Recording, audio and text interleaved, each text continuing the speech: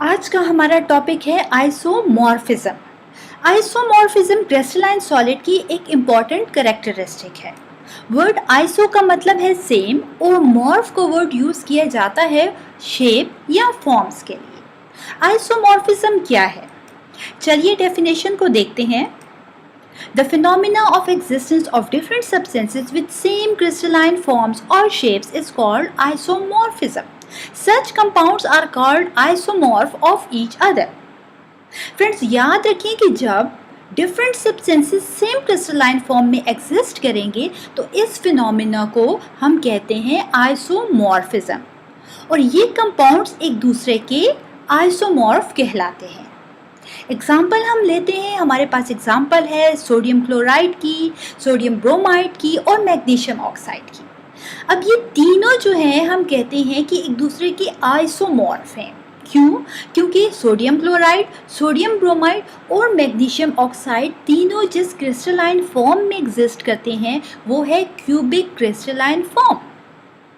तो डेफिनेशन के मुताबिक कि जब कभी different substances same crystalline form में एग्जिस्ट करेंगे, जैसे कि सोडियम क्लोराइड, सोडियम ब्रोमाइड और magnesium oxide cubic crystalline form में या शेप में एग्जिस्ट कर रहे हैं, यही वजह है कि हम इन तीनों को कहेंगे कि ये एक दूसरे की आइसोमॉर्फ हैं और ये फिनोमिना आइसोमॉर्फिज्म कहलाएगा। डिस्कस करते हैं example of isomorphism. First example है जो कि हम ऑलरेडी डिस्कस कर चुके हैं, वो है हमारे पास सोडियम क्लोराइड, सोडियम ब्रोमाइड और मैग्नीशियम ऑक्साइड।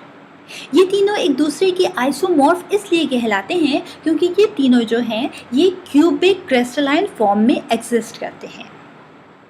सेकेंड एग्जाम्पल है हमारे पास सोडियम नाइट्रेट और कैल्शियम नाइट्रेट। ये दोनों एक दूसरे की आइसोमॉर्फ इसलिए कहलाते हैं क्योंकि ये दोनों रोम्बोहेड्रल क्रिस्टल फॉर्म में एग्जिस्ट करते हैं। यहाँ पर हम डिस्कस करते हैं कि आइसोमॉर्फ की एटॉमिक रेशियो क्या होती है। यूजुअली आइसोमॉर्फ की एटॉमिक रेशियो जो होती है वो सेम होती है। अगर आप देखें यहाँ पर तो हमारे पास क्या लिखा हुआ है कि सोडियम क्लोराइड, सोडियम ब्रोमाइड और मैग्नीशियम ऑक्साइड के सामने एटॉमिक रेशियो 1:1 है।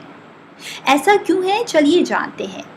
हम यहाँ देख सकते हैं कि सोडियम का 1 एटम और क्लोरीन का 1 एटम है, यही वजह है कि यहाँ पर 1:1 है। सेकेंड आइसोमॉर्फ को डिस्कस करें, सोडियम ब्रोमाइड। यहाँ पर सोडियम का 1 एटम और ब्रोमीन का भी 1 एटम है, यही वजह है कि यहाँ 1:1 है। थर्ड है हमारे पास मैग्नीशियम। मैग्नीशियम का 1 एटम और ऑक्सीजन का 1 एटम, यहाँ इस वजह से 1:1 जो है इनकी आती है।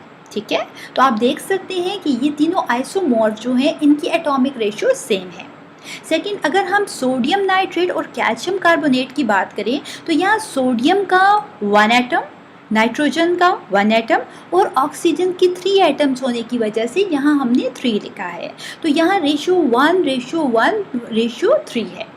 कैल्शियम कार्बोनेट को अगर देखें तो कैल्शियम का 1 एटम, कार्बन का 1 एटम और ऑक्सीजन की 3 एटम्स होने की वजह से यहाँ रेशियो 1:1:3 है।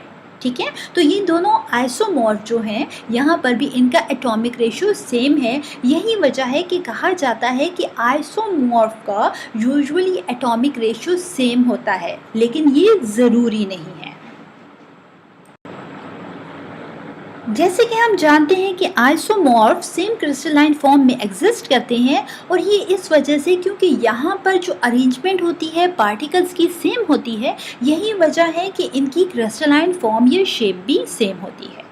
जहाँ तक हम बात करते हैं फिजिकल और केमिकल प्रॉपर्टीज़ की आइसोमॉर्फ की, तो याद रखिए कि आइसोमॉर्फ की फिजिकल और केमिकल प्रॉपर्टीज़ एक दूसरे से डिफरेंट होती हैं।